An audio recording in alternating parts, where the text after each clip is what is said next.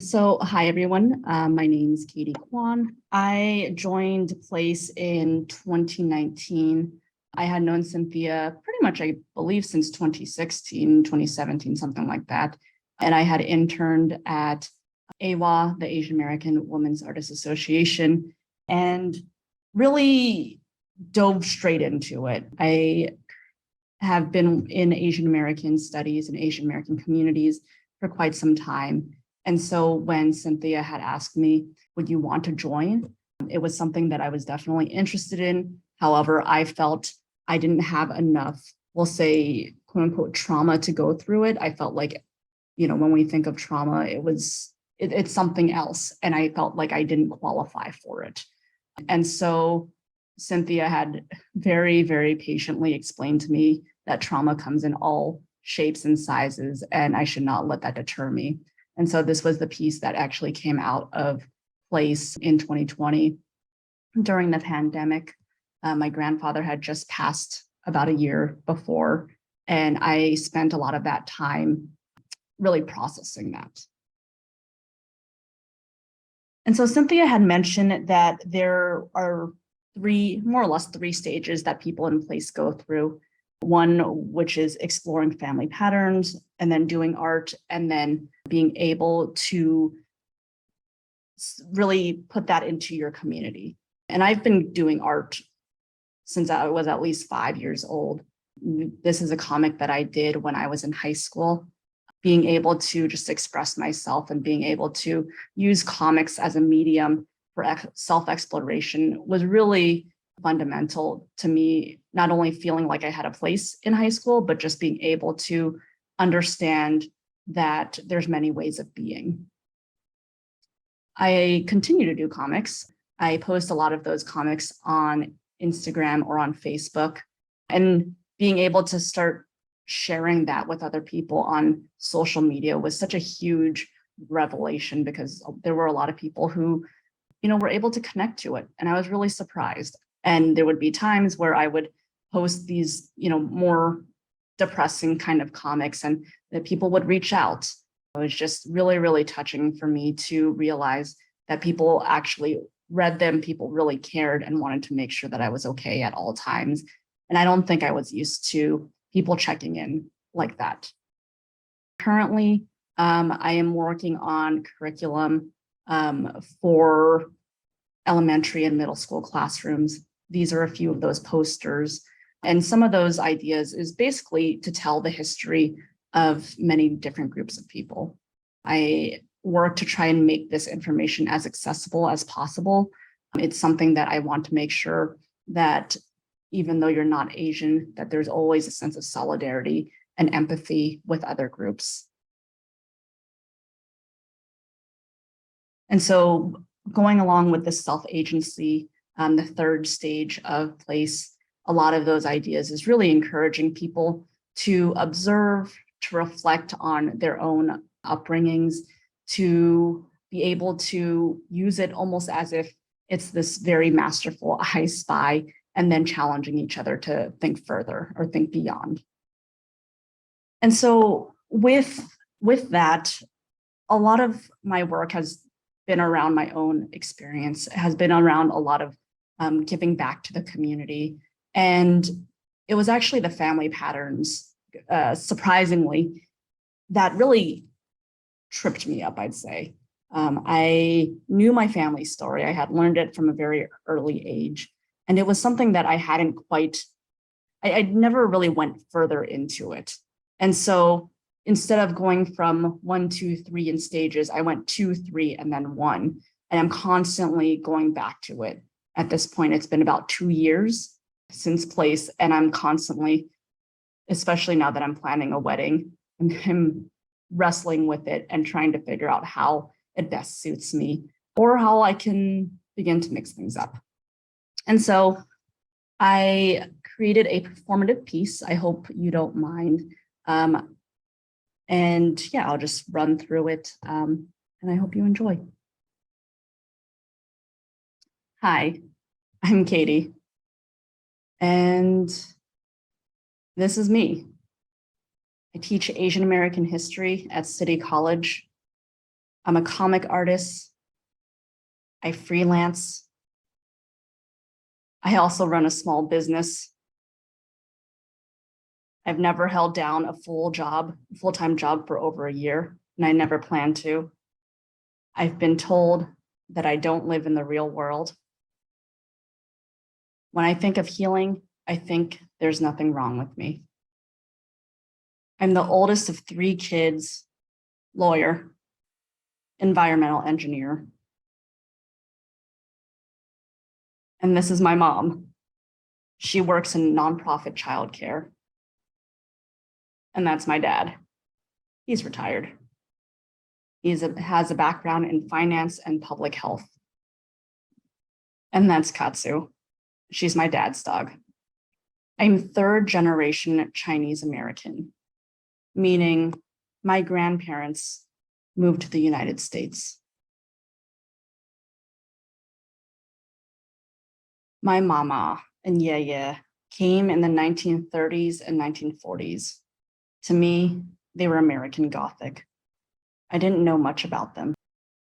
I learned after my mama's passing that because of the Chinese Exclusion Act, it was extremely hard for Chinese to come into the United States. My mama came as a paper daughter. She did not have proper documentation. She feared deportation for decades. And as a woman, she was not in her family tree for years. My dad wrote her in. She valued education very much. She saw it as a way of moving up in society. She was timely, strict. She loved opera and classical music. And in the 1960s, she became a citizen of the United States. She took care of my yaya until he passed. And I wanted to take care of her until she passed when I was 14. My yaya came as a merchant. I don't know much about him. He was a man of very few words. He dropped out of the 6th grade to work at his family's grocery store in Oakland, and eventually he became the store owner. My dad says he was robbed several times a year, but he never complained. He loved painting and was inspired by the work of Dong Kingman, and he taught my sister and I horse stance. And I spend a lot of time trying not to tip over these days. When my mama hears about healing, she says, leave the past in the past and don't stir up any trouble. I spent my summers with my maternal grandparents, my pawpaw and my gongong. Located in Orange, California, they lived in the suburbs and they were the American dream. My pawpaw is everything. She's confident, bold. Everyone loves her. She went to a Catholic school in Macau, and they lived in a giant house. It's now an elementary school. She attended Clark College and taught herself English. She's became a children's librarian, and she used to take my sister and I to the library, and we would spend hours and hours in towers of books. She learned about stocks and investments on her own, and she sews her own clothes. She loves the arts. She's bigger than life, and some say she was born under a lucky star. I think it was a lucky constellation. My gongong was my everything. He was quiet, supportive. Everyone loved him, and he was the 9th of 9 kids. He was in China when the Japanese invaded. He hid in caves. In the States, he was investigated by the FBI, and he kicked in his sleep. When I was younger, he took me to the park to feed the ducks. We went to McDonald's for the play structure and for cheap burgers. He promised me that if I drank all my milk, we would travel the world. He said he would always take care of me. He loved unconditionally. I miss him. I've always felt like an outsider in my family, too old to be at the kids' table and too young to be with the grown-ups. When my gongong passed, I felt invisible.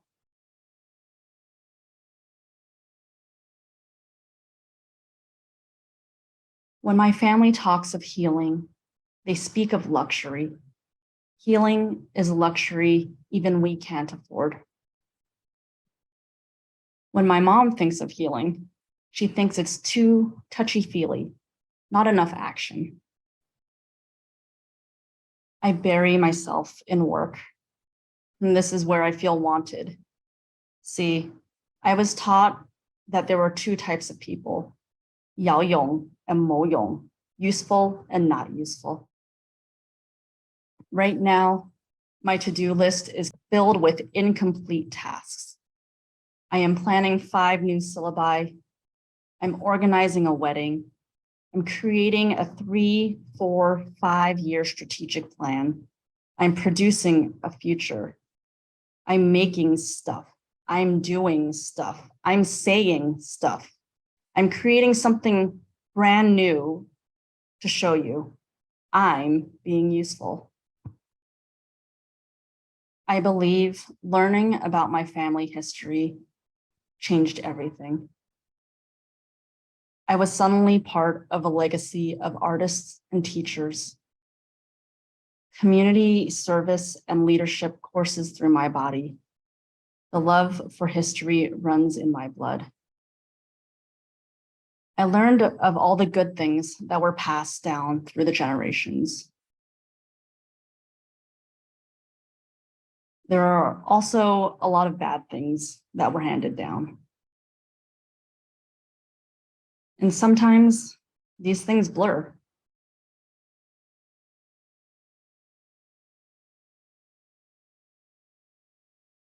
However, these are qualities that have kept my family alive for generations.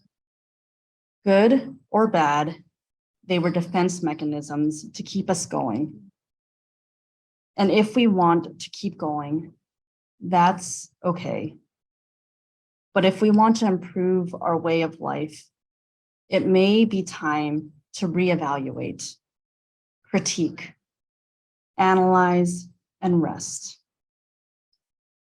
And when I think of healing, I think I still have ways to go.